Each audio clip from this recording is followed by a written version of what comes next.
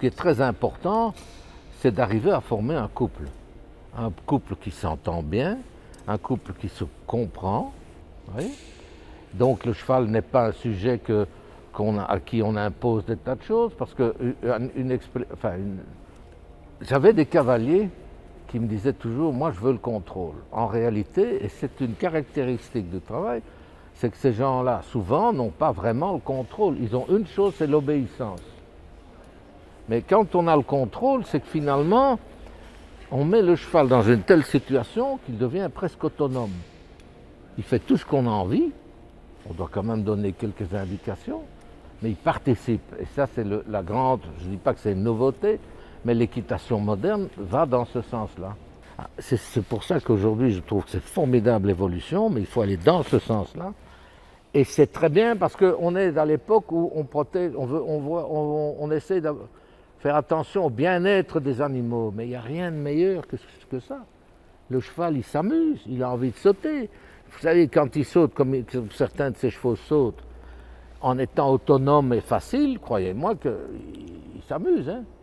Ça, c'est approuvé aux écolos, mais... Et ça, pour moi, c'est une notion qui est très intéressante. Ça sera d'ailleurs le titre de l'émission, assurément, c'est l'équitation, Jean-Paul Musette, l'équitation de l'arrière vers l'avant. Parce que c'est par cette connexion-là qu'à un moment donné, comme tu l'expliques très bien, les chevaux peuvent nous porter sans nous sentir. Et à ce moment-là, on peut même devenir une aide, au lieu d'être un paquet qui les embête. Et je suis très content qu'il vous réexplique ça, parce que on a toujours tendance à l'oublier, même moi en tant qu'enseignant, l'équitation c'est de l'arrière vers l'avant.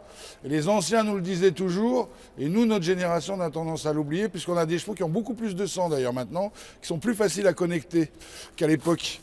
Et ce qu'il vient de dire, et ce qui est très intéressant, vous qui êtes professionnel, qui est en train de devenir professionnel, c'est que par cette équitation-là, qui est en fait de les articuler par le mouvement du postérieur, avant de s'occuper de la tête et du quoi que ce soit, par ce mouvement-là, vous allez pouvoir travailler et faire évoluer et former un plus grand nombre de chevaux.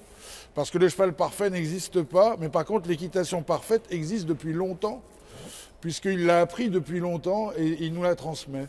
Donc ça, c'est une vraie chance, n'oubliez jamais ça, l'équitation va de l'arrière vers l'avant.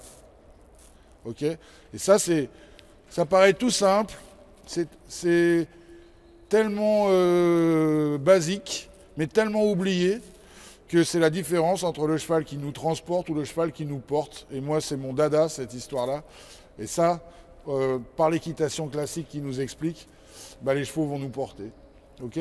Voilà. Et ça existait déjà depuis longtemps. Hein. Moi, j'ai connu ça, justement, à l'époque où j'ai eu 3 ans de gloire, où j'ai monté à Aix-la-Chapelle. En 60, à Aix-la-Chapelle, je le mets dans mon article, le team américain, il était avec Denemeti et les gens montaient déjà comme ça.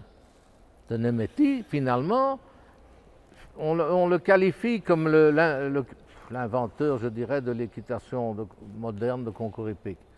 Mais il n'a fait qu'une chose, c'est appliquer les principes que je viens de vous énumérer. La base de Denemeti, c'est un cavalier qui a suivi Steinbrecht à la lettre. Et c'est marrant parce qu'il y avait des points communs énormes avec Oliveira, Denemeti et d'autres que j'ai connus. Mais ces gens-là, surtout, et c'est marrant parce que quand vous approchez des gens qui ont la connaissance, pas ceux qui s'en vendent toujours, on est étonné comme il y a des points communs, qu'ils ont un peu la même idée. Vous voyez ? Voilà. Hein? Et souvent, ils percent parce que justement, ils ont compris. Vous avez un exemple formidable en France, c'est Stout. Moi, j'ai connu Kevin Stout comme cavalier en junior, parce que j'avais une élève en junior, et il montait bien, c'était propre. Mais il a évolué dans une équitation moderne. Je ne vais pas la qualifier, parce que cette équitation aujourd'hui, en Allemagne, est très bien aussi. Parce qu'il y a des cavaliers allemands qui montent très bien. Alors, je n'ai pas dit que les autres montaient mal, mais il y avait beaucoup d'utilisateurs dans le temps en Allemagne. C'était un peu dû aux chevaux qu'ils avaient. Mais aujourd'hui, il y a des Allemands qui montent très bien. Voilà. Et d'ailleurs, bien, puisqu'on a parlé, je parle beaucoup, mais enfin, je suis venu pour ça. J'ai parfois, comme chef d'équipe, je me rappelle une année à Aix-la-Chapelle, par exemple, il y avait un cheval français. monté par un cavalier allemand. Et j'avais des amis qui connaissaient le cheval. Ils me disaient, regarde, ce cheval-là, il était sauvage. Il était dans la boîte, le cheval, sans force, dressé. Et c'est ça. Ça, là, les Allemands, si on veut, à part, vous avez, je répète, de très bons cavaliers en France, mais il y a un petit plus chez eux, cette notion du cheval connecté. Voilà. Et connecté, ça commence par derrière. Ça va. Ok, on va refaire un peu notre travail. Le départ au galop. Donc les changements d'incurvation, vous ne pensez pas tellement au départ au galop, vous pensez à la, comment dirais-je, à la courbe. Donc au moment où vous changez, je vous fais venir expressément sur une courbe d'un côté pour que vous obteniez d'une manière très nette l'incurvation de l'autre côté. Donc il faut peut-être un peu, si on veut, taper légèrement, mais il faut que ça bouge.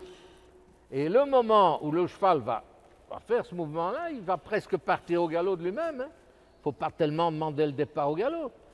Si vous changez bien, il va avancer le postérieur intérieur, donc il est prêt à partir au galop. Voilà. Allez, au trot. On fait ça du trot. Moi, j'aime bien du trot parce que, comme je vous ai expliqué, vous avez un repère qui est la nuque. Et si au moment du départ, la nuque remonte, c'est que le cheval ne s'articule pas. C'est qu'il y a un temps mort. Le cheval n'est pas connecté.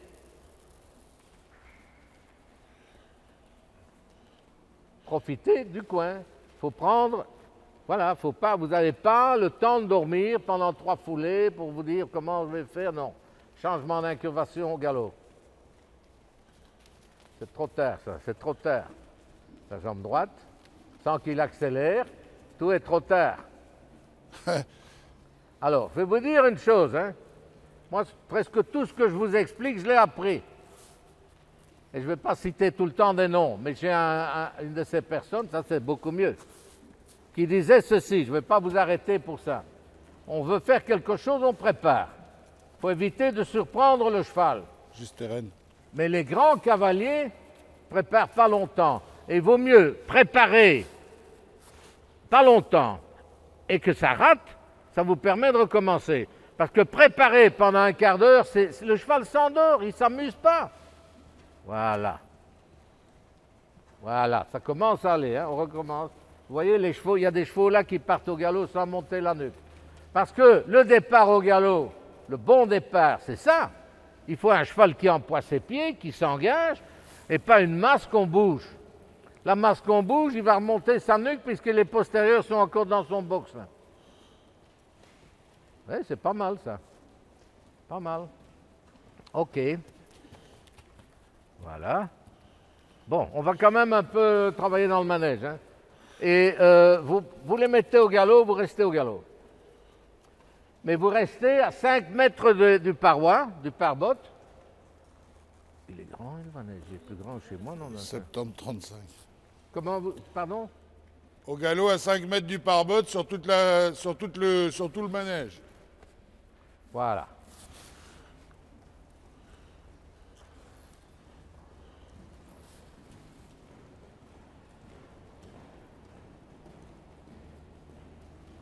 Bon.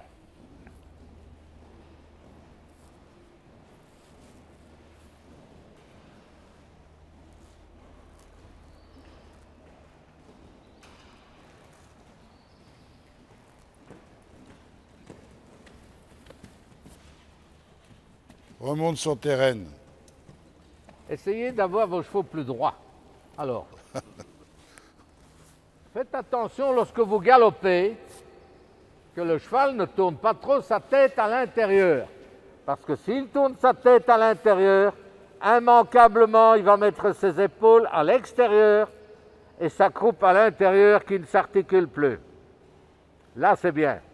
Et au milieu des aides. Voilà. Et d'ailleurs, rien ne... Voilà, ça c'est mieux. Et il faut qu'il reste comme ça, pas que vous sentez que le cheval a envie de se déporter à gauche. Et ce qui ne dérange pas non plus, c'est que de temps en temps, sans agir, petite action de la reine gauche d'ouverture pour qu'il mette un peu le nez à l'extérieur, une fraction de seconde, pour pas qu'il reste toujours avec cette tête à l'intérieur, et le contact est égal sur les deux reines. Ça c'est déjà mieux. Voilà, ok. Bon. Tiens, puisqu'on y est, vous faites un cercle, vous vous préparez et vous allez changer de main et me montrer un changement de pied. D'abord un cercle. Un cercle pour préparer, vous faites ce que vous voulez, vous connaissez votre cheval. Il ne faut pas qu'il soit endormi. Voilà.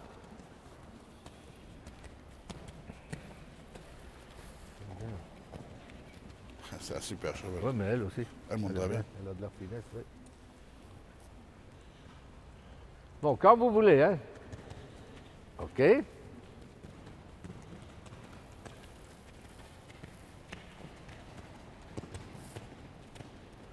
OK.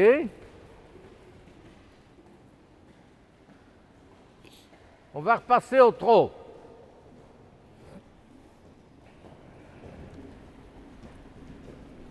Trop.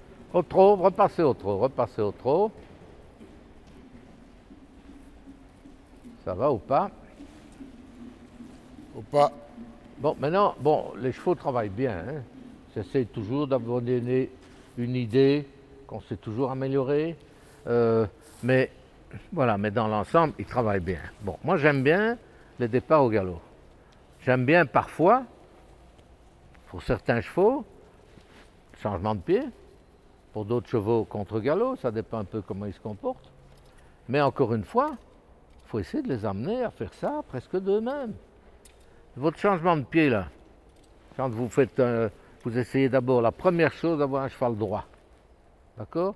Et vous galopez à droite, ben vous voulez faire un changement de pied, vous le mettez droit, vous l'empêchez de rester avec sa tête à droite, rentrez un peu l'épaule gauche, et puis dans le mouvement en avant, il va changer de pied si vous simplement changez le haut du corps.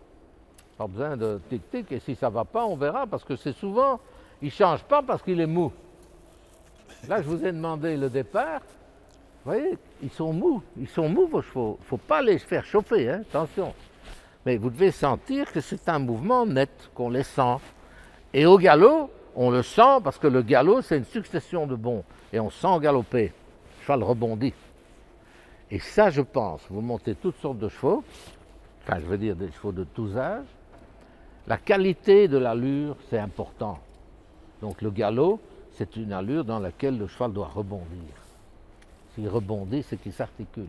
Si vous avez un galop confortable, comme quand on est sur le chameau dans le désert, il ne s'articule pas. Il doit rebondir. Donc, cherchez quel est le galop dans lequel il va rebondir. Après ça, vous allez me dire, oui, mais je dois pouvoir le rasseoir. Bien sûr, ça, on verra. Mais au départ, cherchez quand même à avoir un galop de qualité. Vous voyez, pas le galop mou.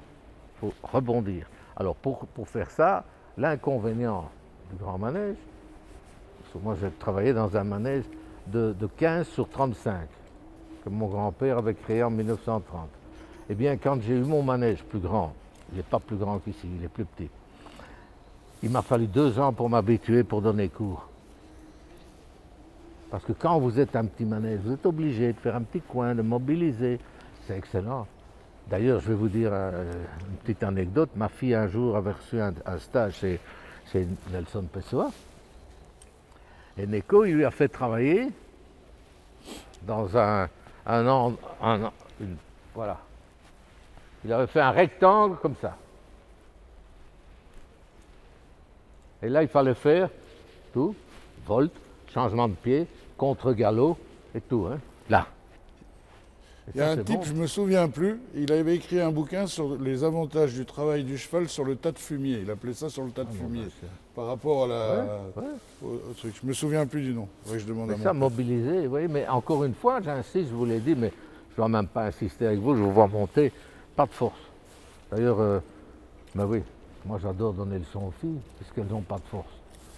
Les garçons, il y en a qui sont athlétiques, alors c'est mauvais, hein, Donc pas de force, mais vous savez obtenir énormément de choses.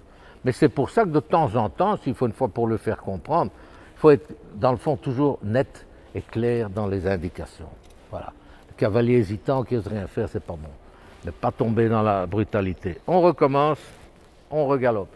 Mais je veux voir maintenant, que ce soit du pas, du trot, le départ au galop, je veux voir un galop où le cheval s'articule. Hein. Et rebondisse. Et rebondit. Et puis vous essayez d'avoir ce galop-là, donc je vous laisse travailler. N'ayez pas peur de vous mouiller, si c'est pas bon, je vous corrige. Mais essayez d'avoir un changement de pied dans le mouvement en avant, avec un cheval qui... Ne pensez pas au changement de pied, pensez avoir un cheval qui va vers l'avant, vous voyez, qui est légèrement le bout du nez à droite, au galop à droite, et vous changez l'incurvation, et vous changez le mouvement des épaules. Il y a beaucoup de choses qui vont changer. Et l'avantage aussi, c'est que quand vous arrivez à avoir un changement de pied dans ces conditions-là, c'est que votre cheval est connecté. Parce que souvent, ce sont des lourdeaux. Ils changent de pied, ils passent une fois au trot, l'arrière-main ne suit pas. Le fameux changement de pied en l'air, c'est ça. C'est bien, mais il accélère. Voilà. C'est bien. Ouais. Essayez qu'ils partent sans devoir vraiment les solliciter. D'ailleurs, vous pouvez rien l'asseoir juste avant. C'est pas mal. Lui, il commence à être bien. Là, il tendait légèrement le ligament. Plus maintenant. Quand il se place, il ne tend pas. Voilà. Elle s'appelle comment, votre... Audrey. Audrey. Ne le laissez pas rester toujours avec sa tête à l'intérieur. Par contre, sentez la direction qu'il prend avec ses épaules. Non, non, tu le laisses partir. Tu dois d'abord faire attention à l'épaule gauche. On va recommencer. Changez de main, remettez-vous à droite et on recommence le changement de pied de droite à gauche. Tu dois essayer qu'il aille droit et rentrer l'épaule gauche avant de demander le départ au galop. Ça va? On recommence. Pisse ta main droite. Droit. Voilà. Pas de force. C'est déjà pas mal. Droit. Là, tu rentres l'épaule droite. Sans tirer. Voilà. Ben, maintenant, vous le refaites un changement de pied de droite à gauche. Pas trop vite. Voilà. Et moins de jambes. Pas mal, ça. Voilà, essayez qu'il ne change pas de vitesse. Voilà. Et on va repasser au trot, droit, le cheval au milieu des aides, pas mal.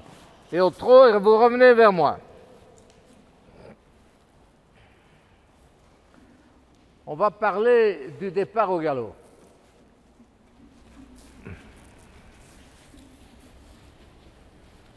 Voilà. J'avais un jour, on avait organisé un recyclage en Belgique pour les moniteurs, etc. Et c'était intéressant parce qu'on avait un échange sur le départ au galop. Et comme étant francophone, moi à l'époque j'avais suivi le règlement de la Fédération française des sports équestres, dans lequel il y a des aberrations totales. Le départ au galop par perte d'équilibre.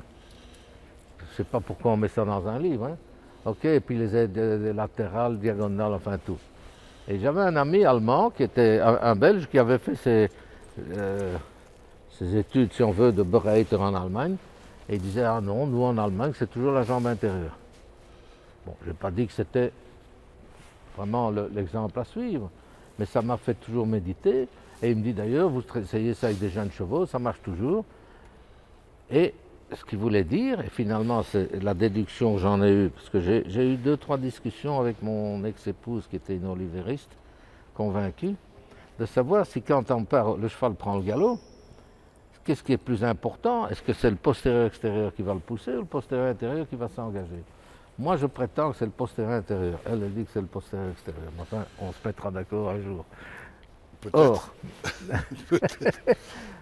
je pense que tu dis dans votre esprit, c'est toujours, on revient, vous savez où on revient là, hein, dans mon explication, au passage du coin.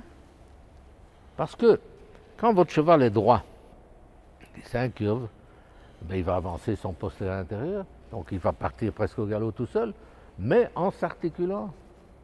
Donc si de temps en temps, ça dépend du cheval, vous avez maintenant des chevaux qui sont comme nous, droitiers, gauchers. Bon. Un cheval qui est à gauche ne veut pas se plier. Quand vous êtes en main droite, il va essayer d'aller à gauche.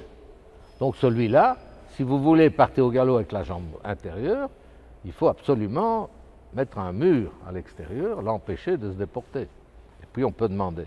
C'est sûr que ce cheval-là, s'il part à gauche chaque fois, vous pouvez essayer autant que vous voulez de partir au galop avec votre jambe intérieure, ça ne va pas marcher. Mais l'idée d'avoir un cheval qui a les épaules devant les hanches, qui est au milieu de vos aides, et d'arriver à lui faire avancer le postérieur intérieur, c'est une prise d'équilibre. Moi j'aime bien le mot prise d'équilibre. quand vous passez bien le coin et que le cheval avance son postérieur, vous faites une prise d'équilibre. Il s'équilibre sur ses 4 jambes. Voyez, voilà. Et le départ au galop, comme je l'explique là, eh bien, vous l'obligez à s'articuler. C'est comme ça que vous allez avoir des départs où il garde sa nuque fixe. Mais l'avantage, c'est qu'à ce moment-là, vous avez un cheval connecté, qui se tend. Ça, ce sont des détails, ce que je vous ai expliqué aujourd'hui, c'est des détails très utiles à tout point de vue. Hein. Vous êtes en difficulté dans un parcours, essayez de reconnecter votre cheval. Hein. Parce que la distance, maintenant on va parler d'autre chose, on ne saute pas, mais la fameuse distance. Moi, mes élèves, ils n'osent pas me parler de la distance. Hein. Parce que la distance, c'est uniquement, on a une mauvaise distance, quand et d'ailleurs, sur le saut, je vais l'expliquer après, quand le cheval n'est pas connecté, on ne sent rien du tout. Et un cheval qui n'est pas connecté, vous allez sauter, il va toujours être ça trop grand ou ça trop près. Trop grand ou trop près. Alors que quand il est connecté, on ne sent presque pas la différence entre un saut en largeur et un saut vertical. Mais c'est cette connexion-là qu'il faut avoir. D'ailleurs, tous les grands cavaliers, c'est ça qu'ils ont. Hein. Comme disait un jour François Slotak, il me disait, ouais, les bons cavaliers, ils ont le contrôle avant, et les très bons, ils ont le contrôle avant et après. Donc ça veut dire qu'on les a connectés. Voilà, bon, on va continuer à travailler encore un peu. Hein. Voilà, vous avez fait les 2 changements de pied, c'était pas mal ça. Mais je voudrais quand même faire une remarque maintenant. Bon, les chevaux travaillent bien, mais je pense que vous auriez intérêt, sans les bousculer, à faire un travail dans lequel vous sentez qu'ils portent leur tête. Parce que le fameux ramener, pour moi, il n'est pas nécessaire. Ce qu'il faut bien vous rappeler, qu'il n'y ait pas de confusion dans votre conception, c'est que vous devez vous arranger pour que le cheval ait envie de tendre ce ligament de la nuque. Et la deuxième chose, c'est qu'il porte sa tête. Parce que quand il ne porte pas sa tête, il va se mettre sur les épaules et puis il va faire ça. Et l'inconvénient du cheval qui fait trop ça, c'est qu'il se lâche dans le dos. Alors que s'il tend le ligament de la nuque, il reste mieux connecté. Vous avez plus de chances qu'il reste connecté. Donc quand il se place comme ça, ne lui donnez pas trop de contact. Essayez de le retendre. Quand il se tend, on peut avoir un petit contact. Mais ça, je dis, maintenant, ça, les chevaux plus âgés, ils sont habitués. On ne va pas plus les changer. Mais quand vous avez des jeunes chevaux, méfiez-vous quand même, quand d'eux-mêmes ils font trop ça. Parce qu'ils ont facile de faire ça. Et finalement, le cheval qui triche, ben, il fait souvent ça. Et aussi quand il descend, faire attention qu'il ne fasse pas trop ça. S'il descend, il peut descendre si bas, mais il doit continuer à tendre son ligament de la nuque. Alors que quand il fait comme ça, il se soulage. Hein. Vous voyez? Voilà. Mais ils doivent porter leur tête, c'est important ça. C'est pas pour ça qu'il faut les remonter, hein, parce que là c'est un sujet délicat. Parfois quand je dis ça aux gens, ils commencent à lever les... Non, c'est une question d'équilibre. Alors bon, je répète, je ne sais pas vous expliquer tout en une séance, mais le cas de ce cheval-là, d'un cheval qui veut faire ça, c'est qu'il faut déjà, comme toujours, lui apprendre à oser mettre le poids derrière et oser se propulser. Et plus il va se propulser, mieux il va porter sa tête parce qu'il va se tendre. Voilà. Ça, il faut un peu faire attention. Je ne dis pas qu'on ne sait pas faire beaucoup de choses avec des chevaux qui font ça, hein. Mais si on veut la perfection, on est toujours mieux d'avoir un cheval qui est tendu devant. D'ailleurs, regardez souvent sur les vidéos la position de l'encolure du cheval au moment dans ses dernières foulées. Il est rarement comme ça. Il y en a un ou deux, il y a le cheval de Jérôme Guéry, mais il y en a un ou deux. Mais la plupart des chevaux, même qui sont un peu comme ça, au moment de la battue, ils vont un peu tendre leur encolure. Hein. Ça va? Voilà. Alors, on va encore un peu travailler. Parfait. Mais en résumant et en vous rappelant des détails, soyez très vigilants, si vous voulez, et attentifs à la réaction et à la sensibilité du cheval, surtout en ce qui concerne la jambe isolée. Mais je vous ai expliqué l'intérêt de la jambe isolée, c'est un contrôle finalement des épaules. Là, je vais refaire un peu de théorie, parce que là, je repars dans mes... Voilà. On parle toujours de l'engagement. Je vous ai parlé de l'engagement du moteur, c'est très important, hein. Mais ça passe aussi par le contrôle des épaules. On sait faire des merveilles quand on arrive justement à contrôler les épaules. Je vous en ai parlé là. Quand vous changez de direction, vous savez déjà, en vous contrôlant sur les épaules, aide indirecte, obtenir un engagement. Vous voyez? Mais les épaules devant les hanches, c'est un grand principe. Hein. Moi, j'ai eu un cas, tiens, justement avec Hubert. J'avais un élève, Jean-Christophe, qui montait pour Béatrice Mertens. Voilà, et il avait des problèmes avec le cheval. Et elle lui avait demandé, lors d'un concours, à Hubert de donner un petit coup de main. Tu vois? Et mes copains, moi, ils m'appelaient toujours Musette, les épaules devant les hanches, parce que je disais beaucoup ça. Et la première chose qu'il a vu Jean-Christophe, et il l'a appelé, il a dit Jean-Christophe, n'oublie jamais, toujours les épaules devant les hanches. C'est important cette notion aussi. Parce que pour vous, c'est difficile hein, d'apprendre à sentir quand le cheval est engagé. Mais s'il n'est pas droit, déjà vous avez beaucoup de chances qu'il ne va pas être engagé. Si vous sentez qu'il est au milieu des aides, vous ne faites rien de spécial. Si vous faites ça, qu'il reste là, et pas qu'il part sur une épaule ou sur l'autre, il y a déjà beaucoup de chances qu'il est engagé. Donc, il y a une partie importante dans laquelle le cheval doit apprendre à garder les épaules devant les hanches. Je vous l'ai dit tout à l'heure quand vous galopez. Si vous galopez et que le cheval a toujours sa tête à l'intérieur, il a tendance à être de travers, mais il a surtout, à cause de ça, tendance à ne pas mettre le poids derrière et ne pas rebondir. Donc le mouvement n'est pas bon. Oui, donc ça c'est tout des détails. Bon, là je pars dans des divagations. On va retravailler encore un peu. J'aimerais bien voir encore. Tiens, vous allez essayer de me faire un changement de pied sur la ligne de milieu. Tiens. Allez, en avant. Là, hein?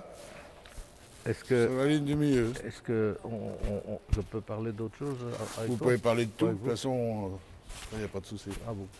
Ouais. Bon, ça va. C'est plus ce que je voulais dire. On peut commencer à envisager de laisser là-dessus, non? Oui, tout à fait. On va Tout encore à un fait. peu. On fait un peu ça. Alors, ce que je voudrais simplement, Ce qui serait bien peut-être ce qu'on pourrait faire pour la vidéo, c'est qu'on refasse bien cette idée de départ au galop où on voit bien l'engagement. Justement, c'est bien. Et puis après, on finit sur un changement de pied si tu veux. Ouais, Mais ok. je crois que ce qui est important, c'est bien faire comprendre cette notion d'articulation. Hein? On va pas faire les changements de pied, mais on va faire, par exemple, le mieux c'est ça, c'est les changements de direction et le départ au galop. Ça va? Maintenant, le changement de direction, on peut le faire à peu près ici, mais c'est vraiment sur la courbe qui équivaut à une volte de 6 mètres. Hein. Ce n'est pas une grande promenade, vous voyez, l'idéal c'est ça, vous êtes sur une courbe. Là, vous faites une sorte de coin, et puis ici, à un moment, on est même si le cheval a son nez à l'intérieur, on ne fait rien avec les mains. La seule chose que vous pouvez faire si vous êtes en difficulté, c'est faire un demi-arrêt. Mais ici, pour partir à gauche, il n'y a pas besoin de nécessairement employer la reine gauche. On a le cheval droit, on le redresse par la jambe, et il met son bout du nez à gauche, et automatiquement, il prend son galop. C'est à ce moment-là, c'est au moment où il reporte le poids qu'il doit prendre le galop. Hein. Oui. Et là, vous avez une connexion. C'est ça que toujours, vous arrivez à ce qui s'articule. Donc tous ces mouvements-là ont une raison. Tu peux même tourner devant, là. Tu vois, comme expliquait Jean-Paul, que tu n'as pas besoin de faire un grand cercle. Voilà. Ben maintenant, on a un curve. Et là, il est au galop. Voilà. Eh ben là, tiens. Voilà, parfait. Voilà. Et c'est là, une fois qu'il a passé sur son épaule, voilà, hop. Oui, mais elle est pressée. Alors, tu ne dois pas... Pense à ce que j'ai expliqué. Tu as une incurvation, et à un moment, tu vas changer l'incurvation. Voilà. Là, c'était bien. Voilà. Très bien.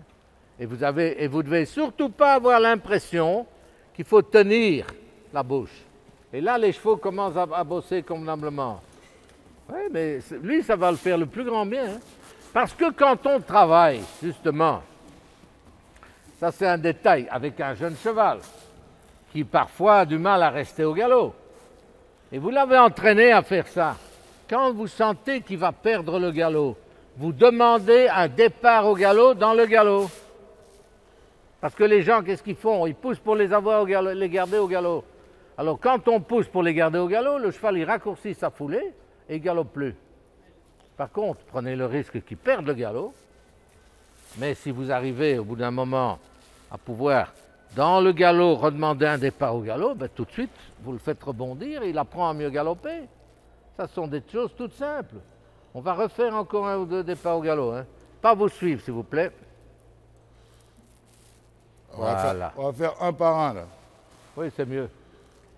Lui, ce qu'il y a, tu dois éviter. Il ne faut pas le remonter. Mais si tu sens qu'il est là et qu'il court, tu fais un demi-arrêt, tu l'équilibres. Voilà. Ça, c'est mieux. C'est des allures comme ça qu'il doit avoir et se porter. Très bien. Et ça, il doit avoir, parce que ce que je reproche, c'est que de temps en temps, voilà, là, il galope beaucoup mieux. Et là, il va se porter. Il s'oublie de temps en temps. Oui, mais je ne savais pas quoi faire pour le... Ben, le départ au galop dans le galop, tout est simple. Parfois, des chevaux comme ça, c'est bon de faire du contre-galop aussi. Il a de l'amplitude. Bon, maintenant, vous voulez le ralentir, rassemblez-le, vous pouvez, mais en redemandant 2-3 départs au galop. Hein. Mais dans le calme, un petit demi-arrêt quand même. Hein. Voilà, sans tenir. Encore. Voilà, encore plus lent. Et on engage, voilà, et on demande un départ au galop. Et très là, léger. il a plié le dos, là, on l'a bien vu. Voilà.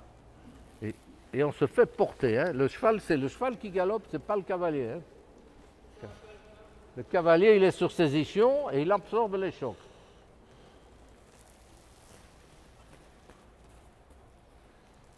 Oui, là, il se connecte. Hein. Il sait le faire, hein. Il ne faut pas négliger ça. Vous lui faites le plus grand bien. Là, à ce moment-là, il s'allège, t'as vu? Ah oui, il va se porter. Hein. Oui, bien là. Voilà. Oui, voilà. Là, on voit bien la colonne vertébrale qui plie. Hein. Oui. Et puis là, il se porte. Hein. Et si là, sans tirer, il tend encore le ligament de la nuque, ben, il est encore mieux. Tu gagnes pas le Grand Prix avec ça, Jean? Très, très bien. Il galope bien, là. Voilà, parfait. Très bien. Suivant, un autre. Allez, à Très, toi. très bien. Là, il est énergique. Faut pas... Lui, évidemment, ce qu'il a, il aime bien d'aller. Il se laisse un peu aller, je dirais. Il faut qu'il soit toujours un peu comme ça. Donc, ça veut dire, si vous l'équilibrez, n'ayez pas peur, ne craignez pas de perdre l'impulsion ou de perdre la position. Mais en redémarrant, vous le remettez bien. Donc, c'est pas, voilà, c'est pas commencer à agir plus fort pour le garder. C'est ça qu'il y a. Il ne faut pas se dire, je l'ai, je vais le garder. Ne craignez pas de le perdre.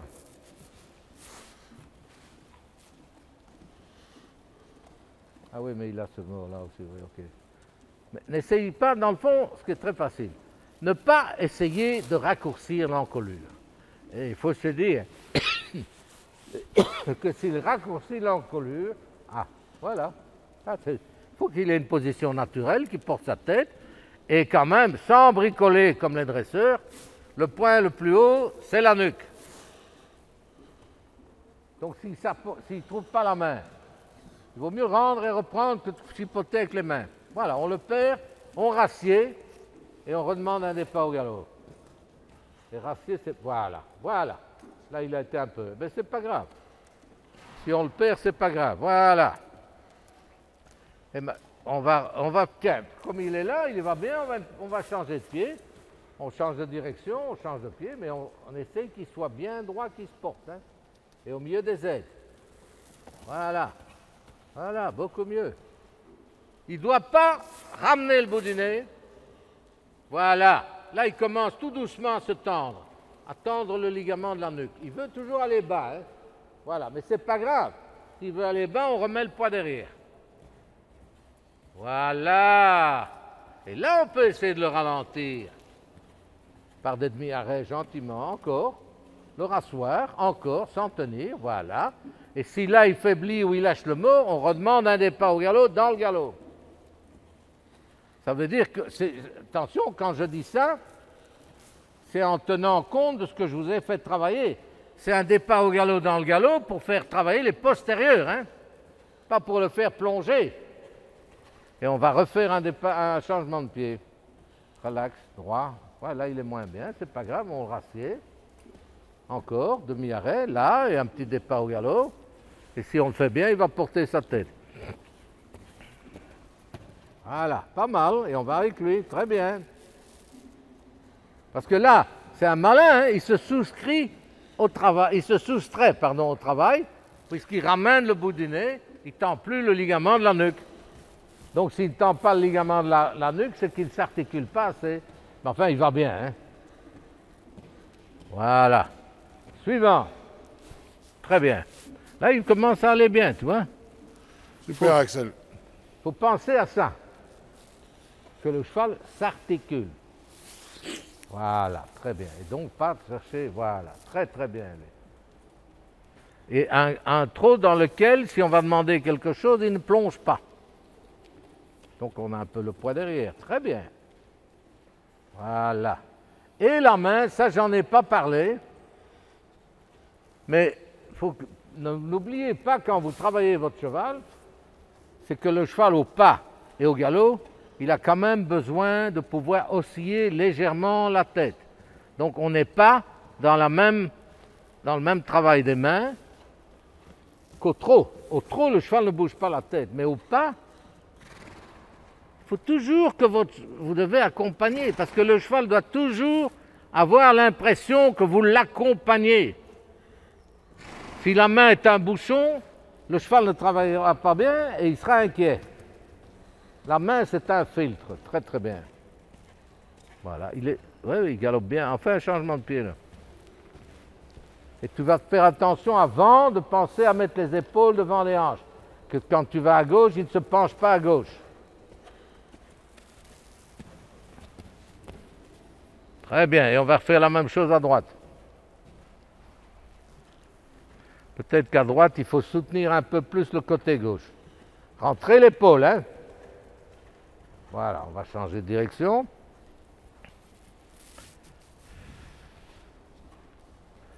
Droit, droit, sans accélérer, parfait, très bien. Un bon cheval, ça. Celui-là, il est très bon. Un bon cheval, ça. Hein. Super cheval. Voilà, très bien. Et au pas. Oh. Très bien, là, il vient un peu mieux. Tu vois ce que je veux dire? Ce qui est important, c'est cette tension du ligament de la nuque. Parce que grâce à ça, le cheval est en un morceau. Je vous remercie, je me suis vraiment bien amusé et vous êtes de très bons élèves. Je félicite Gilles parce que c'est très bien. Merci Jean-Paul. Vous savez, c'est rare que je vais quelque part et qu'il n'y a pas tout à remettre. Hein. Là, on pouvait trouver un peu des petits détails. On peut continuer. OK? Non, non, c'est très bien. Bon, alors d'abord, merci Jean-Paul, parce que c'était une séance super intéressante. J'espère que vous m'en tiendrez pas rigueur.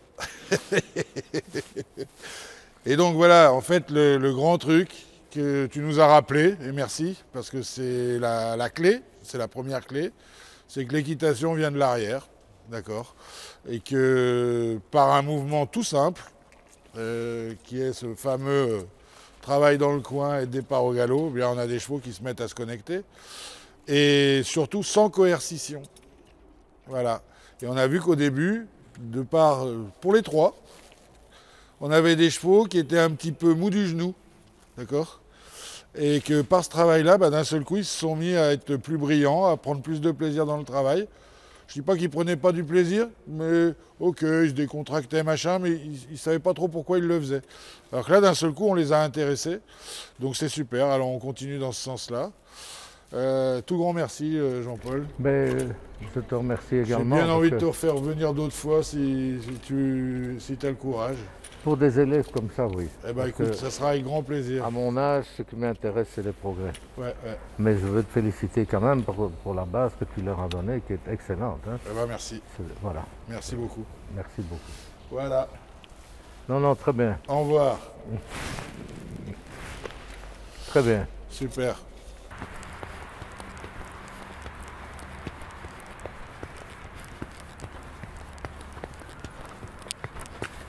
Oh.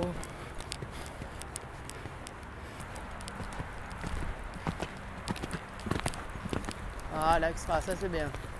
C'est bien, mon gars. Voilà. Bien, mon bébé. Doucement. Ah, doucement maintenant. Doucement. Non, non. Allez, gamin.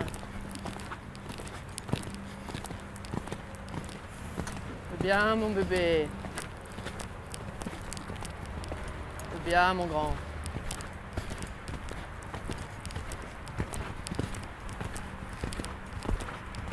Oh, oh. C'est bien, Oh, mon oh. grand.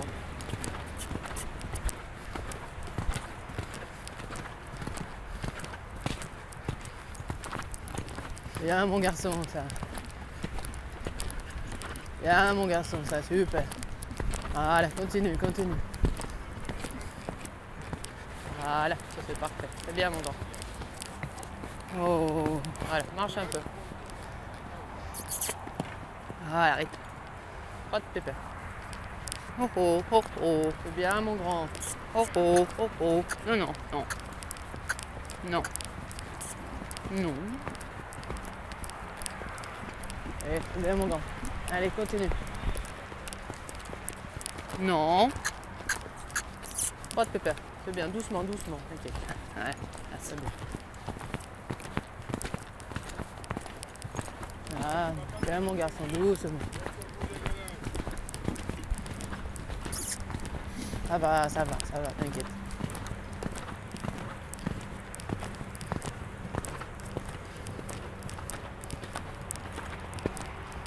Oh, là, mon pépère. Oh.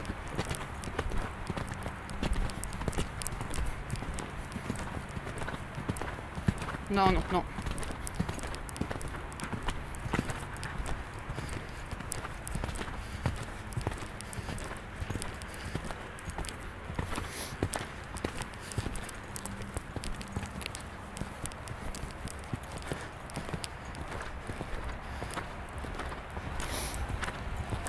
C'est bien, ma fifi.